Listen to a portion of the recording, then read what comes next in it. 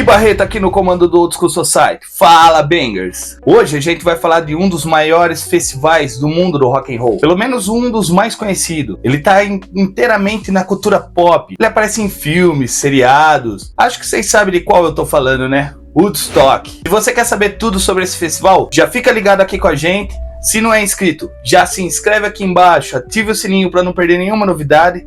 Já deixa aquele like para fortalecer e solta a vinheta.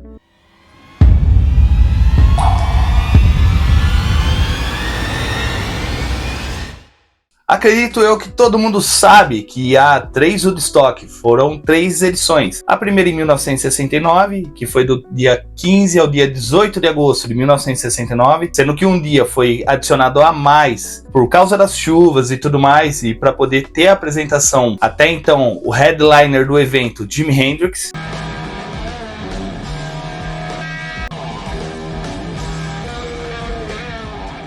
Temos a versão de 1994 e a mais catastrófica de todas, a de 99. Então, se você quiser mais versões, quiser saber o que aconteceu na de 99 e na de 94, já escreve aqui embaixo, hashtag Woodstock 94, hashtag Woodstock 99. Então, vamos falar da de 69 agora, a primeira de todas. Na realidade, o festival só foi feito com uma ideia em mente, juntar dinheiro. Por que você acha que eles queriam juntar dinheiro? Na verdade, a ideia inicial era eles montarem uma gravadora em um estúdio em Woodstock, porque lá tinha várias lendas do mundo do rock, entre elas Bob Dylan. Bob Dylan morava naquela região e por isso decidiram fazer um festival para arrecadar dinheiro e assim montar seu estúdio e sua gravadora. E ele foi idealizado por 4 amigos, ou sócios, se é que podemos dizer assim. E eles são Michael Lang, que também participou da de 94 e da de 99, John P. Roberts, Joey Roseman e Art Cornfield. Mesmo a ideia de criar um festival ser muito arriscado para poder arrecadar dinheiro ou fundos para poder montar o estúdio e a gravadora, os 4 sócios não pensaram 2 vezes e falaram: é um jeito grandioso de conseguir. Porém, a cidade de Woodstock não deixou os caras montar lá e por isso eles tiveram que ir um pouco distante de lá, procurando um refúgio em uma fazenda. A fazenda de Max Yasgur era uma fazenda de gado leiteiro de aproximadamente 600 acres, um lugar bem espaçoso que daria para manter o festival, daria para poder realizá-lo lá, pois afinal o quarteto pensou em uma média de público de 50 mil jovens. É um grande público para a primeira edição do festival, né? Porém, eles não esperavam por um pequeno detalhe. Eles soltaram os ingressos para serem vendidos em lojas de disco na metrópole de Nova York. O ingresso custava em média $18, hoje em dia sairia por volta de $75.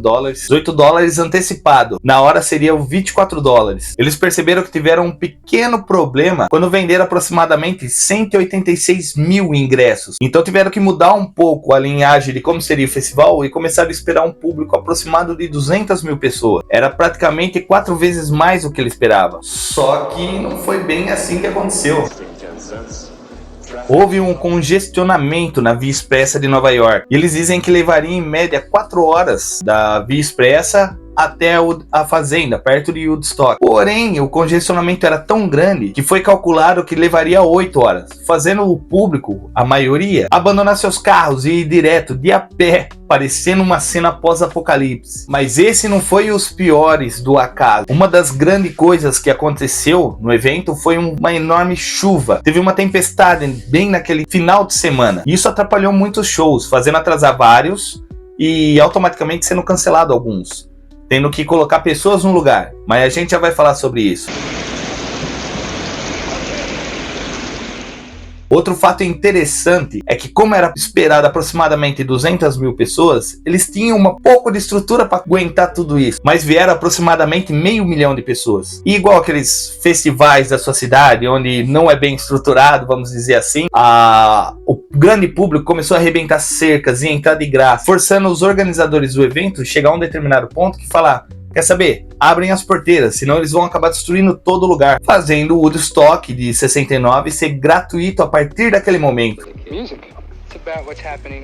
Os cachês também eram um pouco desequilibrados, fazendo a banda Queen ser a banda que menos ganhou nesse evento. Eles receberam um cachê de $375, pouco baixo comparado aos 18 mil que Jimi Hendrix recebeu, sendo o artista mais bem pago do evento todo.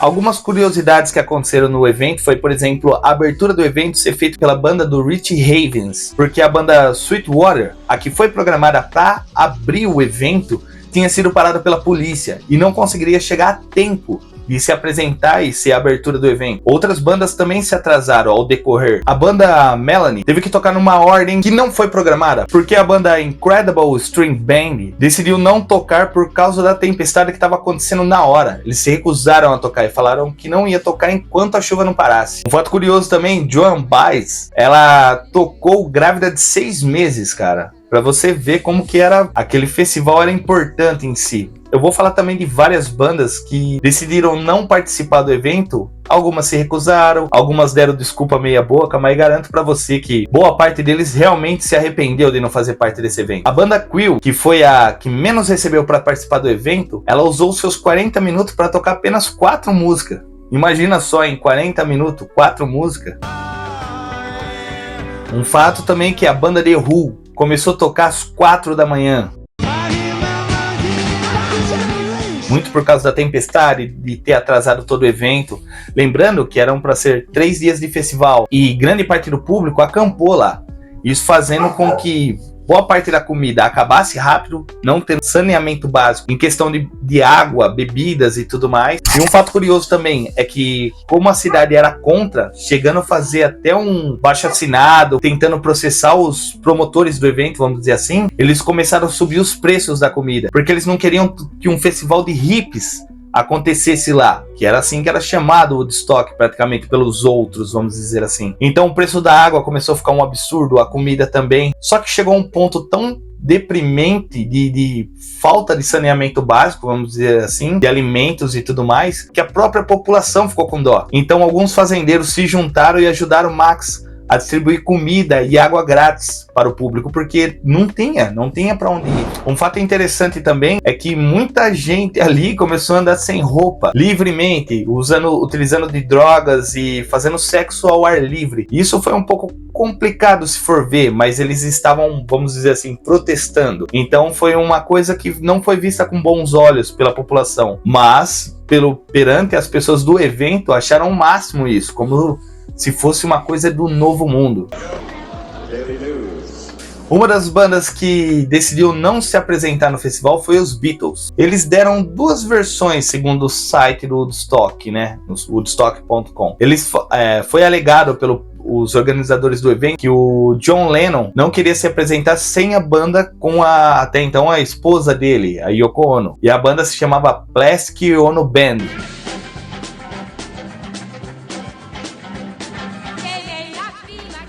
Porém, os caras se recusaram, falaram que não, queriam só os Beatles. Outro argumento que foi dado foi que a banda não se apresentava há mais de 3 anos. Isso deixou eles um pouco sem confiança para se apresentar no festival, mesmo sabendo que seria um festival de expressão, de magnitude gigantesca, apesar de ser sua primeira edição, né? Outra banda que recusou foi o The Doors. Eles cancelaram no último minuto. Segundo o guitarrista deles, eles acharam que não ia passar de uma imitação do festival do Monterey Pop Festival. E esse aí deu um tiro no pé, hein? Uma banda que foi sacaneada, vamos dizer assim, pelo empresário, foi o Led Zeppelin. O até então empresário Peter Grant disse que aos membros da banda sobre o festival, de estoque e tudo mais, o que eles achavam. E todo mundo adorou a ideia e quis vir imediatamente para poder tocar no Woodstock. Porém, ele mesmo virou e falou que não seria viável uma banda do tamanho do Led Zeppelin tocar no festival como Woodstock, pois comparado com tantas atrações, o Led Zeppelin seria apenas mais uma banda. Olha, eles queriam ser grande e o empresário imaginava que eles seriam o quê? Os deuses? Estavam tocando no maior festival da época, então tipo, é óbvio que ia ter grandes artistas lá. Já o Jethro Tull, do Ian Anderson, recusou, segundo o Ian Anderson, porque ele não gostava de hips. E ele viu esse festival, como eu disse antes, como um festival de hips, que unia paz e amor, e ele estava de saco cheio disso. Por isso que ele recusou. Um dos fatos engraçados é que Bob Dylan, mesmo morando em Woodstock na época, nunca foi negociado com ele oficialmente uma participação. Por isso ele participou de um outro festival na ilha de White. Então ele zarpou com o navio Queen Elizabeth II. Chegando lá, ele foi se apresentar e seu filho se machucou. Então tiveram que voltar. Chegando em Woodstock, ele ficou muito pé da vida, por causa que tinha muitos hips na porta da sua casa. Isso já não causou uma boa impressão sobre o festival pro próprio Bob Dylan. Inúmeros artistas recusaram o convite, como o The Jeff Beck Group, o próprio Frank Zappa, quando tocava na sua banda Mother of Inventions, a banda Chicago. Inúmeras bandas recusaram. Acho que eles devem ter se arrependido, hein? Após o festival, Max, que teria alocado todo mundo e alugou a sua fazenda para os dias do festival, decidiu não alugar mais para a segunda edição do festival, dizendo que para ele a fazenda era de gado leiteiro. Então ele não queria mais participar disso. Em 1984 foi posto uma placa comemorativa do festival.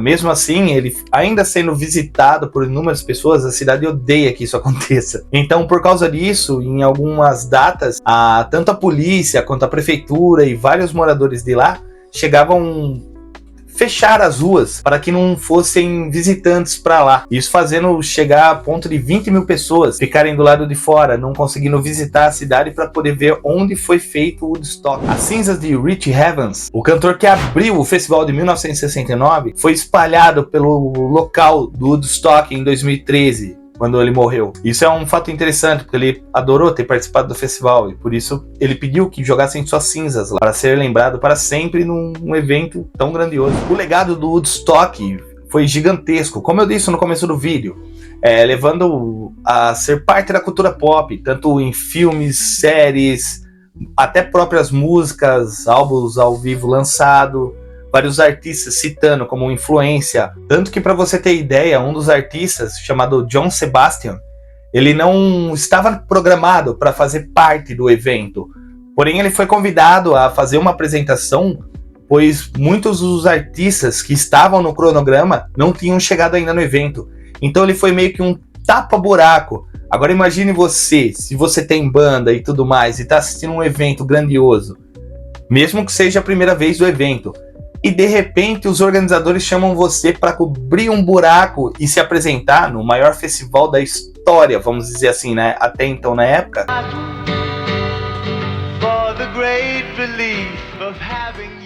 O Woodstock tem um legado gigantesco e, como eu disse, se vocês querem saber sobre a segunda edição de 1994, então já deixam aqui embaixo no comentário, hashtag Woodstock94. E se vocês quiserem também, já adiciona aí hashtag Woodstock99. Que se tiver bastante pedido, a gente vai fazer sobre a segunda e a terceira edição do evento. Então, se você não é inscrito no canal, já se inscreve aqui embaixo, ative o sininho para não perder nenhuma novidade, já deixa seu like para fortalecer o canal. E essa foi a história da primeira edição do Woodstock. Valeu!